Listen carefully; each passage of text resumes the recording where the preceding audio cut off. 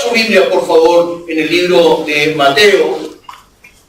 Mateo capítulo 22.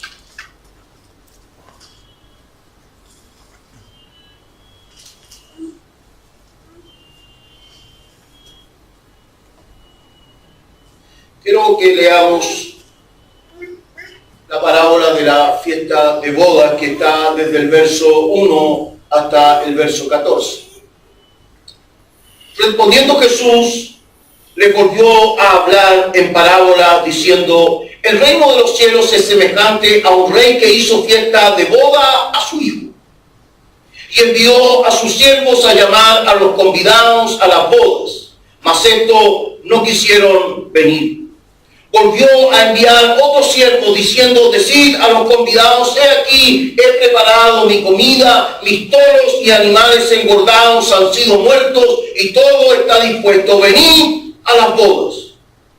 Mas ellos, sin hacer caso, se fueron, uno a la labranza, otro a sus negocios, y otros, tomando a los siervos, se enfrentaron y los mataron.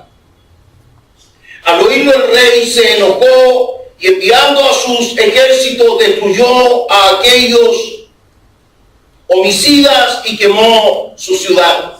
Entonces dijo a sus siervos: las bodas a la verdad están preparadas, mas los que fueron convidados no eran dignos. Id pues a la salida de los caminos y llamad a las bodas a cuanto halléis. Y saliendo los siervos por los caminos, juntaron a todos los que hallaron, juntamente malos y buenos. Y las bodas fueron llenas de convidados. Y entró el rey para ver a los convidados y vio allí a un hombre que no estaba vestido de boda. Y le dijo: amigo, ¿cómo entraste aquí sin estar vestido de boda? Mas él enmudeció. Entonces el rey dijo a los que servían: atarle de pies y manos y echarle en las tinieblas de afuera. Allí será el lloro y el crujir de dientes. Porque muchos son llamados y pocos escogidos. Gracias, Señor, por esta tu palabra. Te ruego, Señor, como cada vez que tengo que compartirla, que por medio de tu Espíritu Santo puedas auxiliarme, Señor, puedas ayudarme para comunicar esta palabra. Señor, yo quisiera, Señor, que esta palabra pudiera bendecir, sanar, restaurar, aliviar, animar, dar seguridad, Señor, con respecto a la relación que los creyentes tienen contigo. Señor, te ruego me ayudes para predicar a tu iglesia, me ayude para predicar a esta comunidad, me ayude, Señor, para comunicar tu palabra. Señor, aún mi mejor trabajo, Señor, en tratar de comunicarla siempre se quedará corto, Señor, cuando se trata de la necesidad profunda del ser humano, cuando se trata de la necesidad del alma, cuando se trata de la necesidad del espíritu, cuando se trata de la necesidad íntima de cada uno de nosotros. Solo tú y solo tú, Señor, por medio de tu espíritu puedes bendecir lo profundo de nuestro ser. Por eso te ruego humildemente, Señor, mientras yo explico esta palabra, que la acción de tu Espíritu pueda, Señor, bendecir, edificar, hablar a lo profundo del corazón de los que se han dado cita hoy en esta sala. Bendice, Señor, a esta congregación en el nombre de Jesús. Amén. Aleluya. Yo, desde que conocí esta palabra, hermanos, hace muchos años, cuando me convertí, la verdad es que cada vez que la escuchaba, me generaba la sensación de que era como la frase del terror.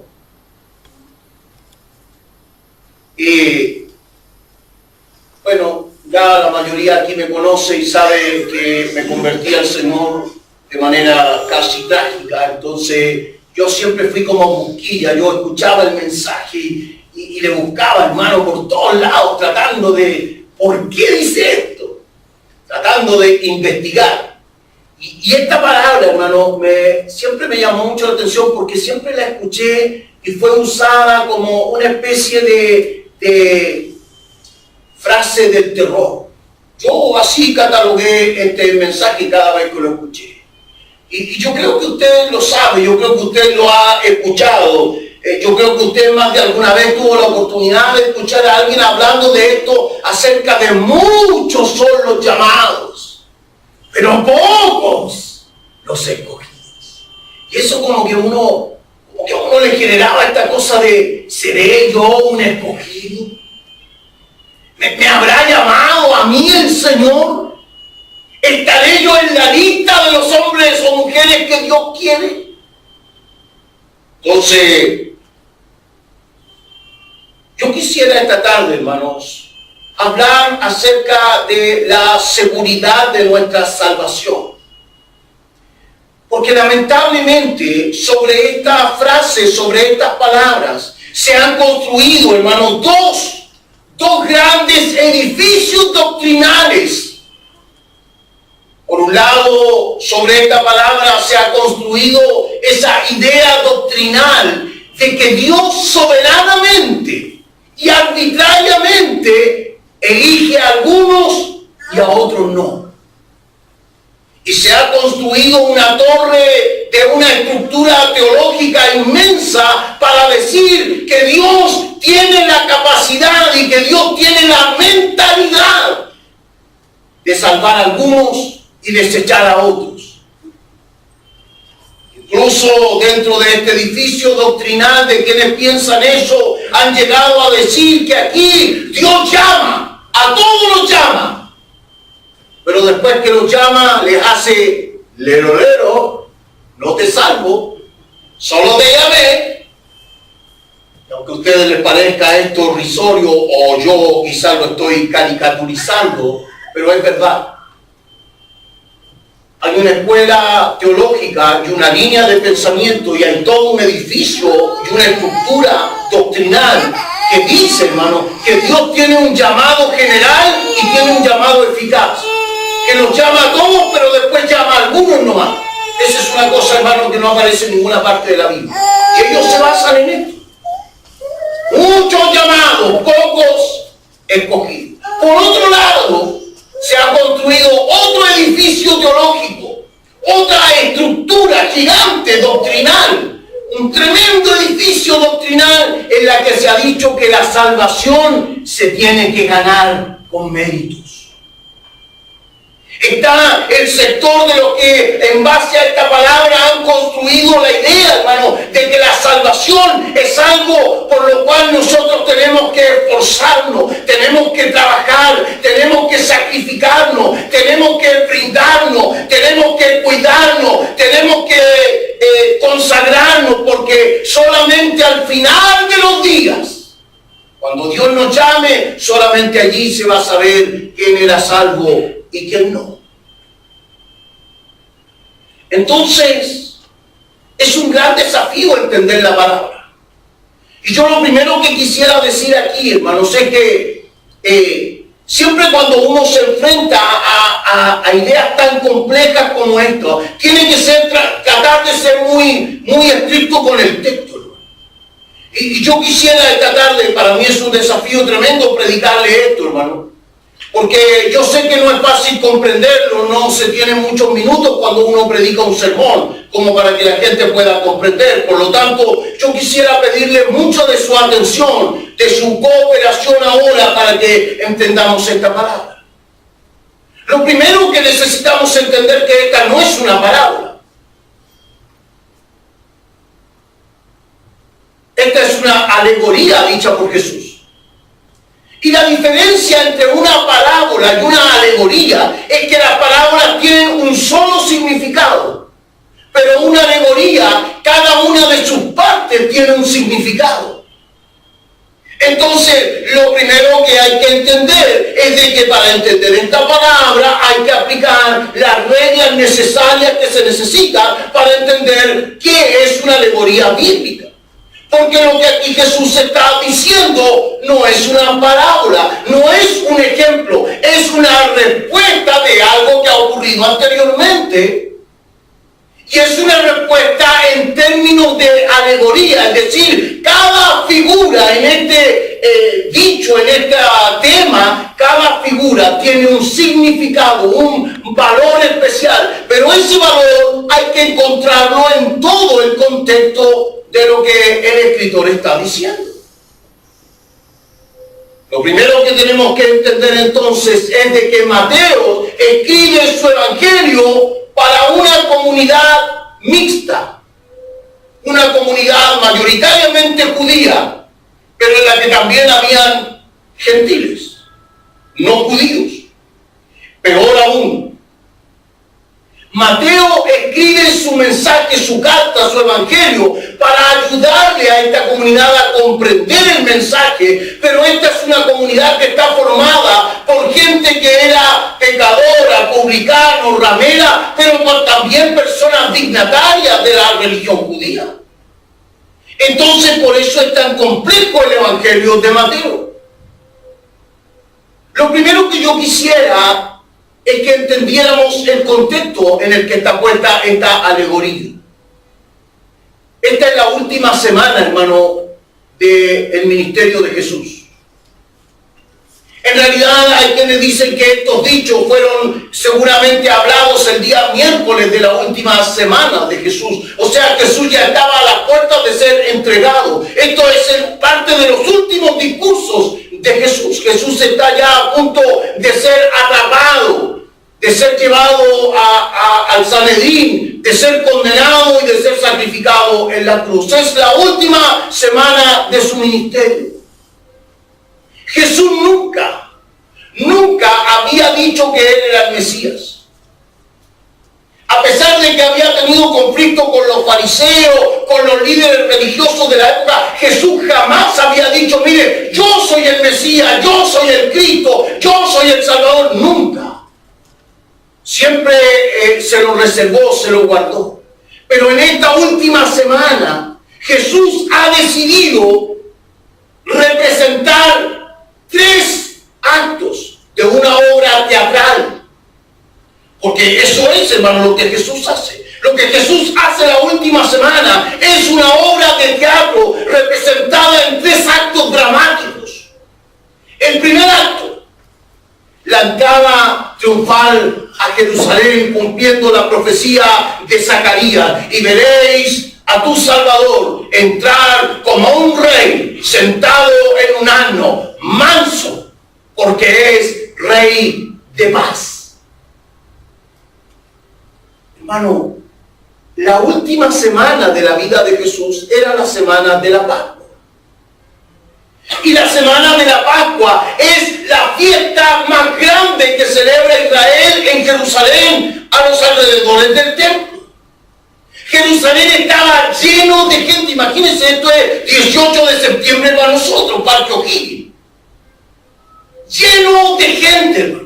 El día de la independencia de Israel, cuando Dios los había librado de Egipto, se celebraba el día de Pascua y todo Jerusalén estaba lleno de gente que llevaba animales, vacas para sacrificar, ovejas, otros que llevaban jaulas con pajaritos, todo el mundo, hermano.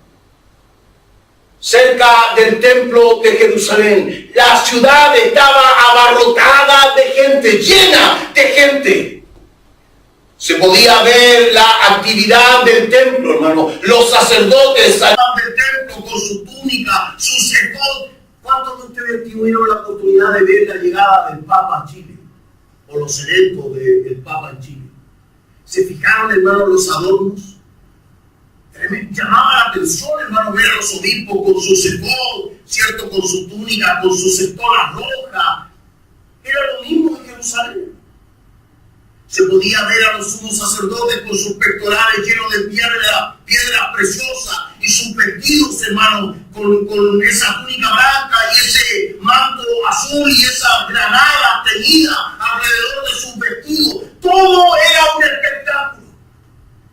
Y en medio de ese espectáculo, entonces, comienza a descender por el camino principal que daba al centro de la ciudad de Jerusalén. Comienza a descender un burro. Y a medida que el burro se acercaba a la ciudad, la gente, la multitud, comenzaron a observar quién era, porque todo Israel sabía de la profecía de Zacarías. Y entonces comenzaron a ver que se acercaba una asna, un pollino, un burro, y sobre él sentado un rey de paz, Jesús, el Cristo. Y la gente, cuando lo vieron entrar a la ciudad, entonces se extendieron sus mantos, dice el relato, y tomaron palmas y lo alabaron y comenzaron a decir: Hosana, libértanos ahora. Mire la proclamación del pueblo. Día de independencia, fiesta del templo judío, y por otro lado la figura de un loco que durante 3 años había estado predicando y sanando gente. Ahora entra haciéndose sentir que él era el Cristo, el Salvador. Pero no solo eso. Al segundo día, Jesús decide caminar desde el templo hasta donde estaban albergándose, y camino hacia ese lugar donde descansaban, vio una higuera, segundo acto. La higuera estaba llena de hojas, dice el relato, pero entonces Jesús se acercó para buscar en él fruto, y como no lo halló, entonces por primera vez y única vez en la Biblia, Jesús hizo un milagro de maldición. Dice el relato que Jesús declaró maldición sobre la higuera, y la higuera se secó desde la raíz completamente, causó un asombro tremendo. Imagínense la gente. Todo Israel, escuche bien, todo Israel sabía que la higuera era una representación de la nación de Israel. Eso lo sabía todo el pueblo de Israel. La profecía de Isaías acerca de la higuera. Israel es como una higuera que debe tener siempre fruto, pero ahora Jesús maldice a Israel y se seca. Tercer acto, tercer día. Jesús entra al templo y encuentra en el templo la mesa de lo que vendían: animales, pájaros, harina de flor, semilla, todo lo que se necesitara para presentar las ofrendas en el templo, porque era día de Pascua, día de peregrinación, día en que había que presentar ofrendas. Los sacerdotes habían tomado por costumbre rechazar cualquier animal que no viniera de la mesa de los cambistas, del mercado que estaba en la puerta del templo. ¿Por qué razón? Porque no había tiempo para inspeccionar. Usted sabe que la ley exigía que la ofrenda tenía que ser perfecta. Entonces los sacerdotes no tenían tiempo. Era tanta la gente que no había tiempo para inspeccionar a cada oveja, a cada paloma, a cada pajarito, la harina, la semilla. No había tiempo. Entonces, ¿qué hicieron los sacerdotes? Hicieron un negocio con lo que vendían en la puerta del templo, en el patio de los gentiles. Solamente recibían las ofrendas que vinieran de ese mercadillo.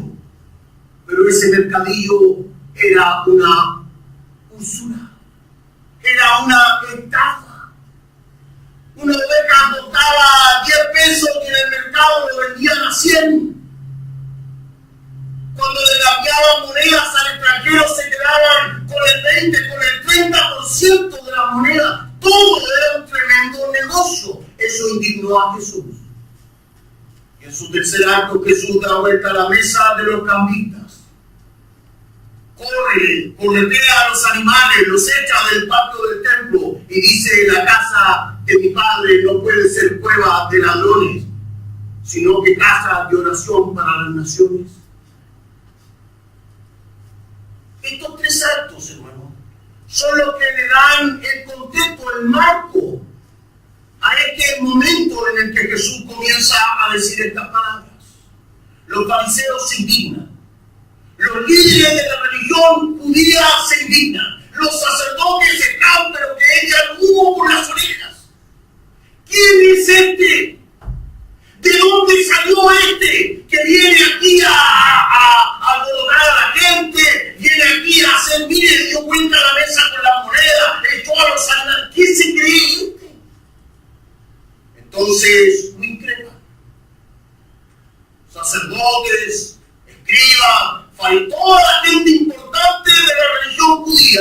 le sigue inquietando.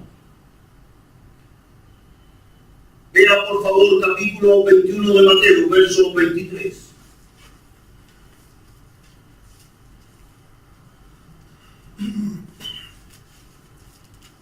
La actitud de Jesús genera un tremendo conflicto.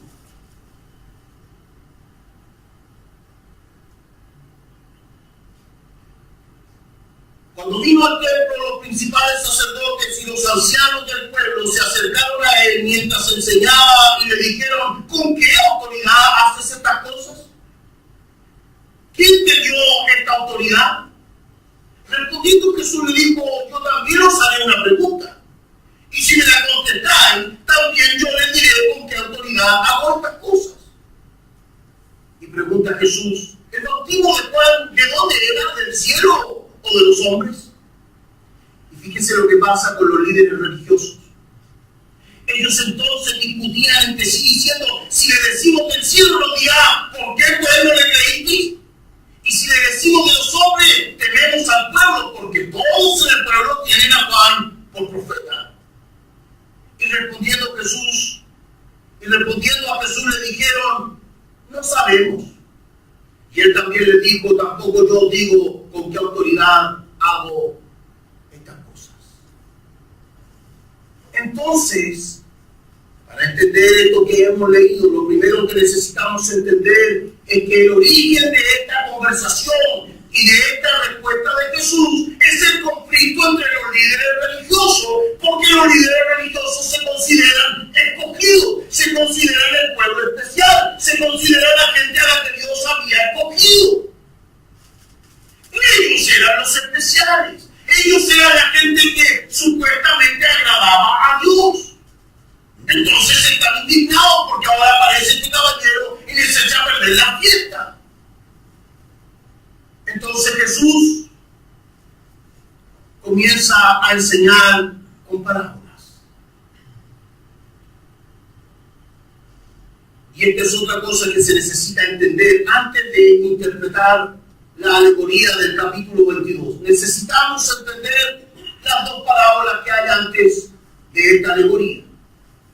Parábola de los dos hijos.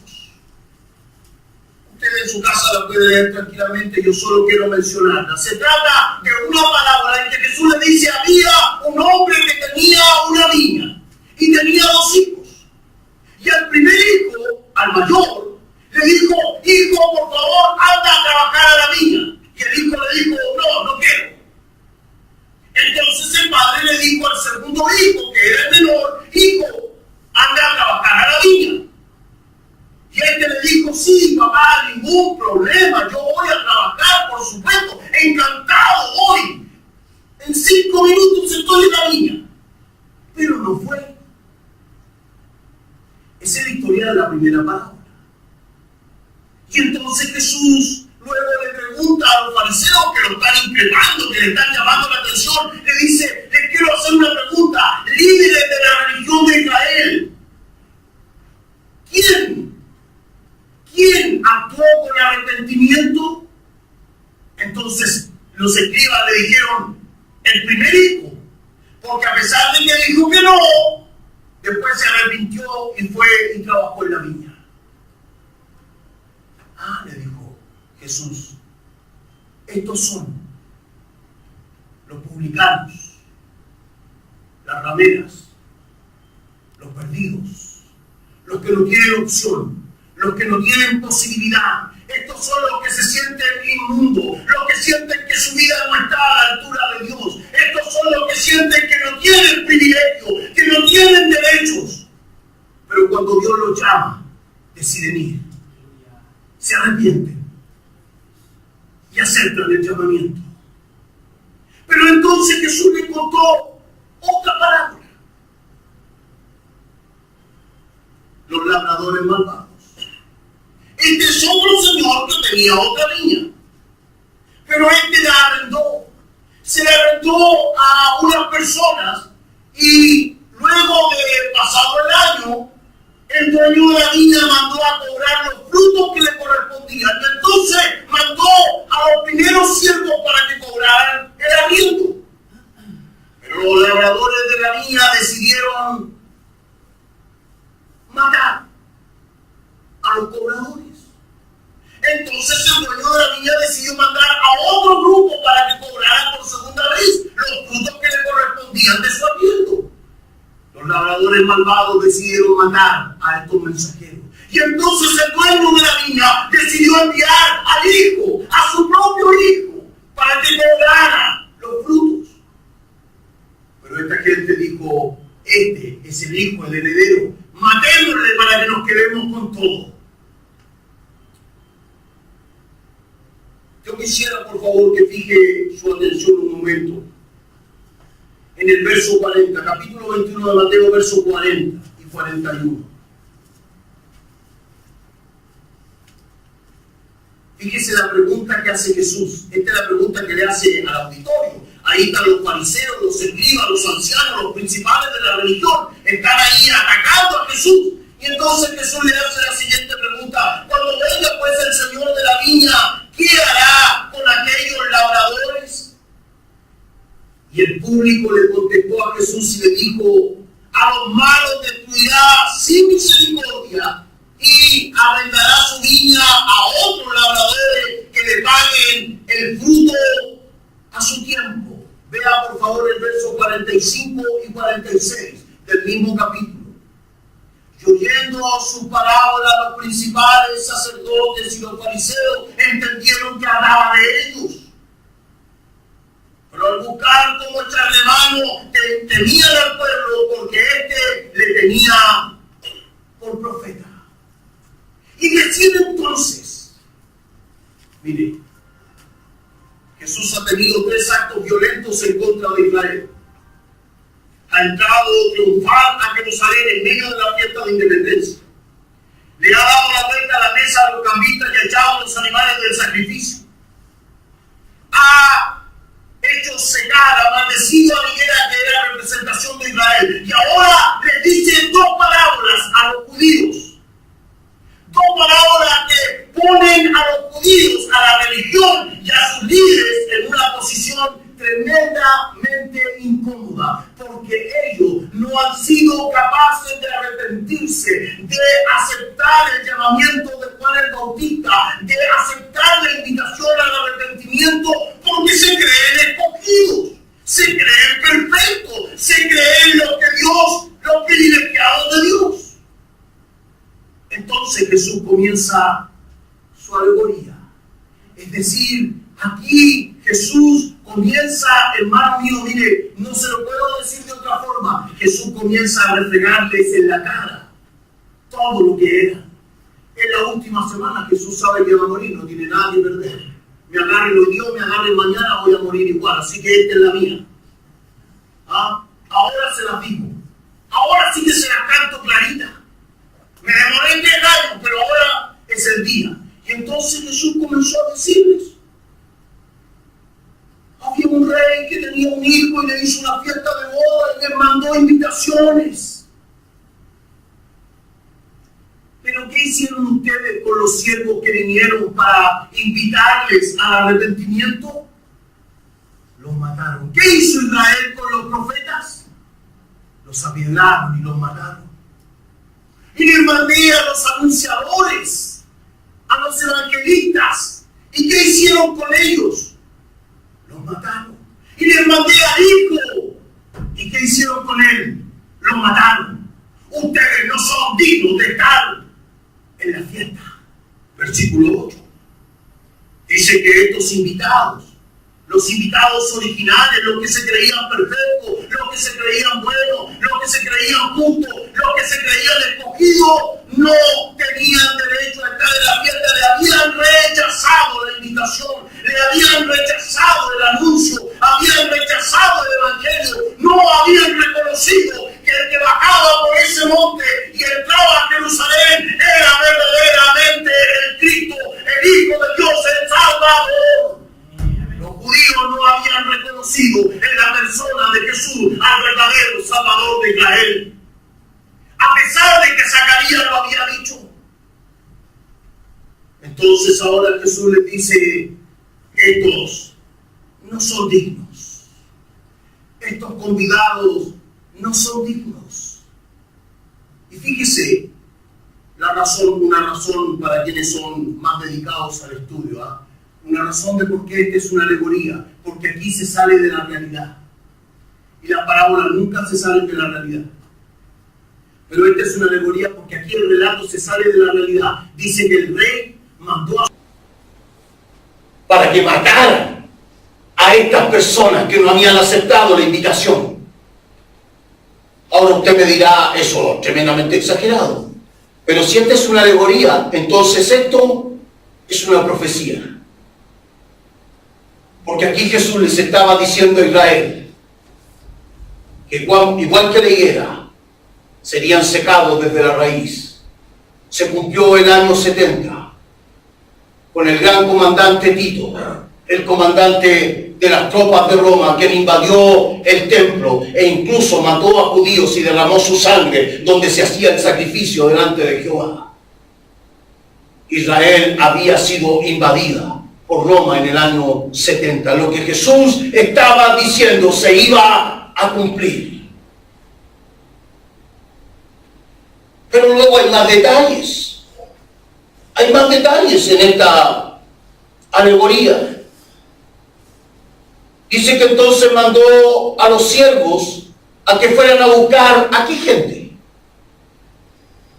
A los del camino, a los de la calle, a esos que no tenían ni siquiera traje, a esos que no eran dignos, a esos que no se sentían escogidos, a esos que no tenían túnica para entrar al santuario, a esos que no tenían derecho a estar en la fiesta del Hijo, a esos mandó a invitar. Tráiganlos a todos. Me gusta esta alegoría. Traigan a buenos y malos. Se equivocan quienes dicen que Dios llama y luego escoge, porque aquí dice que fueron llamados buenos y malos. Esta parte de la Biblia no tiene ninguna intención de hablar de que hay algunos que son llamados y que otros son escogidos. Lo que esta porción de la Escritura está diciendo es que el orgullo religioso jamás es un camino para el arrepentimiento. Los que se arrepienten son aquellos que no son amantes de la religión. Los que verdaderamente se arrepienten son aquellos que son capaces de verse personas limitadas, personas que no tienen derecho, personas que sienten la marginación sobre su vida. Nosotros somos un puñado de marginados. Estamos aquí no porque hayamos sido dignos. Estamos aquí porque estábamos a la vera del camino. Estábamos aquí porque estábamos desocupados en una plaza. Pero escuchamos su anuncio, su llamado, recogimos su invitación y con arrepentimiento quisimos venir. Amado hermano en el Señor, personas como estas jamás en su vida podrían haber sido invitadas a la fiesta de boda del hijo de un rey. Este es como el cuento de la Cenicienta. Jamás personas como nosotros jamás podíamos haber tenido derecho a estar en la fiesta de boda de Jesús. Pero Él ha querido recibirnos. Luego, otro detalle. Entró el rey para inspeccionar a sus invitados.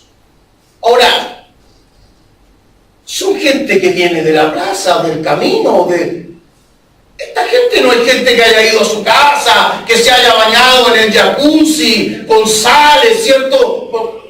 Eso hacemos nosotros cuando nos invitan a una boda. Empezamos como a las 10 de la mañana, dijo Coco Legrand, a cortarnos la uña, a meternos en el jacuzzi, a perfumarnos, nos miramos al espejo. Esta gente venía de la calle, hermano. Pero dice que el rey fue para inspeccionarlos. Y dice que cuando entró, vio a uno que no estaba vestido de boda. Entonces hay que preguntarse, ¿en qué minuto esa gente pudo ir a comprarse un traje de bodas? Quiero que sepan Generalmente en el Medio Oriente, las costumbres de esta gente, en la época de Jesús, sobre todo de la gente dignataria, de un rey, por ejemplo, de un hombre muy importante, era que cuando invitaba a alguien a una boda, él, el anfitrión, él les daba una prenda distintiva. No es que les regalara una vestimenta completa. No, solo les daba una prenda distintiva. ¿Por qué razón? Por una razón obvia. Había que distinguir a los invitados de la servidumbre. Y como todo el mundo andaba igual, era difícil distinguirla.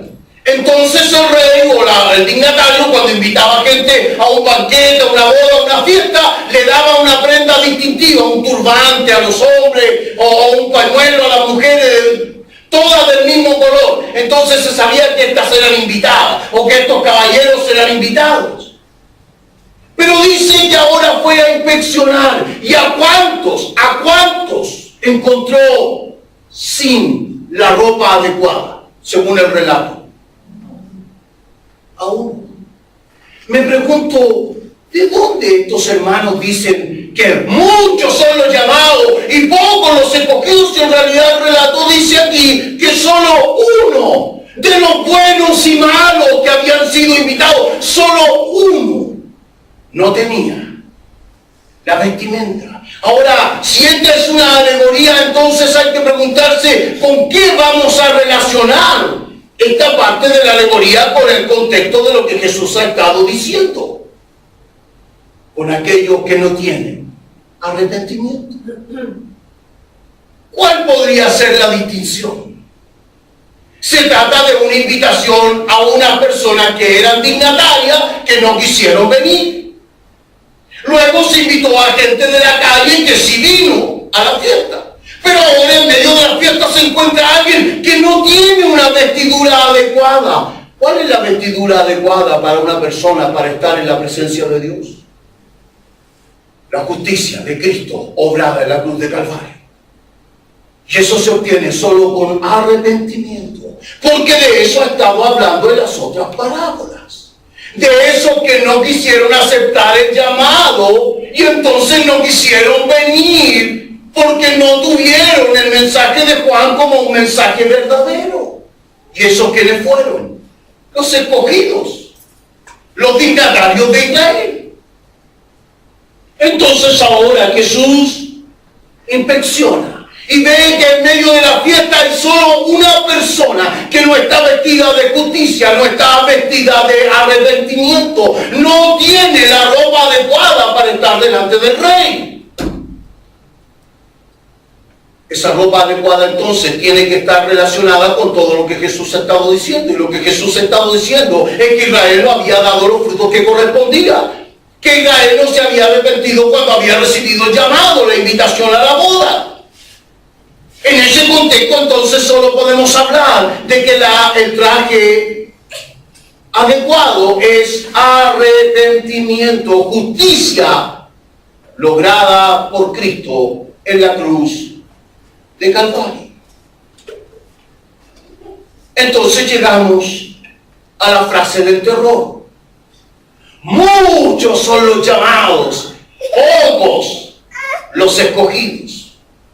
Qué terrible, hermano, porque ¿cree usted que Dios tenga la intención de escribir en su palabra un mensaje que solo busque generar en nuestra vida incertidumbre? ¿Se imagina a Dios tratando de escribir en su palabra un mensaje que solo puede provocarnos ansiedad, inseguridad, insatisfacción? ¿Cómo se va uno para la casa, hermano, cuando escucha algo semejante? Cuidado, hermano Israel, ¿cómo está tu vida? Porque muchos son los llamados y pocos los escogidos. Claro, Israel se va a ir para la casa, se va a sentar en el sillón ahí. ¿Seré escogido? ¿No seré escogido? ¿Cómo saber? ¿Me habrá marcado en alguna parte Dios? ¿Cómo? Porque eso es lo que generan esas palabras. Pero si las ponemos en contexto, fíjese,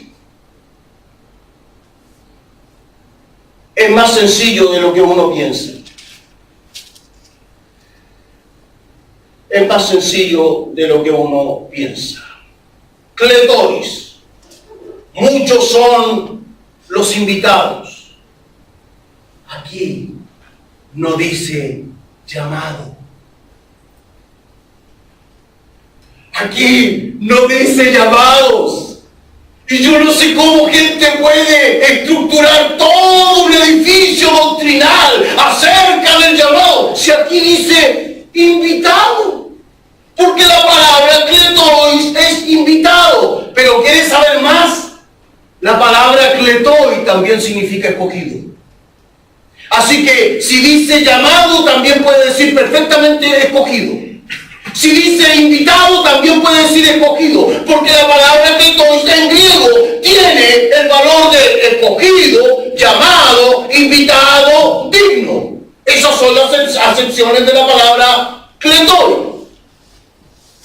Así que el término aquí, llamado, no tiene ninguna validez especial. Simplemente está diciendo, en esta alegoría, ¿cierto?, de que a esta fiesta del Hijo fue mucha gente invitada. Pero luego dice, pocos ekletoi, pocos escogidos, pocos dignos. ¿A quién se estará refiriendo? Pongamos la palabra en contexto. ¿Quiénes eran los que se sentían dignos pero no fueron capaces de reconocer a Jesús cuando entró triunfante a Jerusalén? ¿Quiénes eran los que se sentían dignos y no fueron capaces de aceptar la invitación de Juan el Bautista al arrepentimiento? ¿Quiénes eran los que se sentían dignos y dueños de la viña y nunca dieron los frutos que debieron haber dado? ¿Quiénes eran los que se sentían dignos y le dijeron al Padre, sí, yo iré a trabajar a la viña, pero no fueron? Muchos invitados, pero pocos dignos. Entonces esta frase, en este contexto, podría tener un sentido totalmente distinto.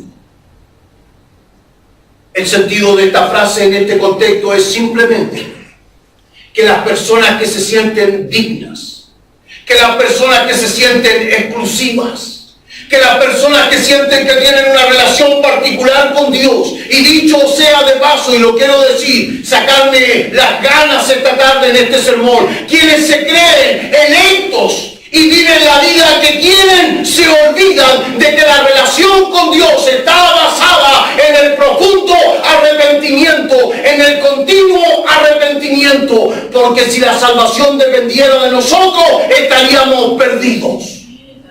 Porque somos gente miserable que necesita continuamente arrepentirse. Pero también el orgullo de la religiosidad, de aquellos que se sienten dignos, escogidos, exclusivos, entonces se han olvidado de aquella linda lección que nos enseñó Jesús, de ese publicano que estuvo en el templo, que se golpeaba el pecho y le decía, Señor, sé propicio a mí, pecador. Mientras el que se sentía elegido, justo, le decía, Señor, yo te diezmo la menta, el eneldo, todas las semillas, yo hago todas las fiestas, yo hago todos los sacrificios. Tú sabes, Señor, que yo soy justo. Muchos son los llamados, pero pocos de estos que se sienten justos. Porque los justos no buscan adorar al Señor. Porque los justos no vienen a las plantas de Cristo. Porque los justos, hermanos, no levantan las manos para alabar a Dios. Porque los justos no lloran en el culto porque son justos, pues. No necesitan nada. Pero nosotros, los de la calle, los de la plaza, los que fuimos invitados como arroz graneado, hermanos, para acompañarnos más, nosotros sí necesitamos de este Señor. Amén. Nosotros sí llegamos los domingos aquí y nuestros ojos se llenan de lágrimas porque sabemos que no somos justos, que solo tenemos una prenda que Él nos ha dado. Nosotros no vinimos aquí con nuestro propio vestido. Nosotros no vinimos aquí con nuestra justicia. Nosotros no vinimos aquí porque tuviéramos algún mérito. Vinimos aquí porque Él nos mandó a invitar cuando estábamos perdidos. Y Él y solo Él puso sobre nosotros del manto de su salvación, del manto de su gracia. Y esa es una prenda sobre nuestra vida que nos distingue de los que no tienen arrepentimiento. Estamos aquí porque le necesitamos. Estamos entre los llamados porque eso es lo que Él quiere. Arrepentimiento. Incline su cabeza, por favor, cierre sus ojos. Ojalá no olviden nunca más en su vida su salvación. Su salvación no depende de si usted es bueno o malo. Su salvación depende de Dios. Y no sufran nunca más en la vida, hermano, pensando si usted es un escogido de Dios o no. Porque usted está aquí, porque el mensaje de Dios ha llegado a su vida. Usted está aquí porque Él le ama, porque Él le invitó. Está aquí porque Él puso sobre usted el manto de salvación. Amén. Solo quiero dejarlo con una palabra que puede bendecir tremendamente su vida. La seguridad de su salvación. Porque de tal manera amó Dios al mundo que ha dado a su Hijo unigénito para que todo aquel que en Él crea no se pierda, sino que tenga vida eterna. Estamos sentados en esta sala porque le hemos creído. Somos salvos. Que el Señor les bendiga.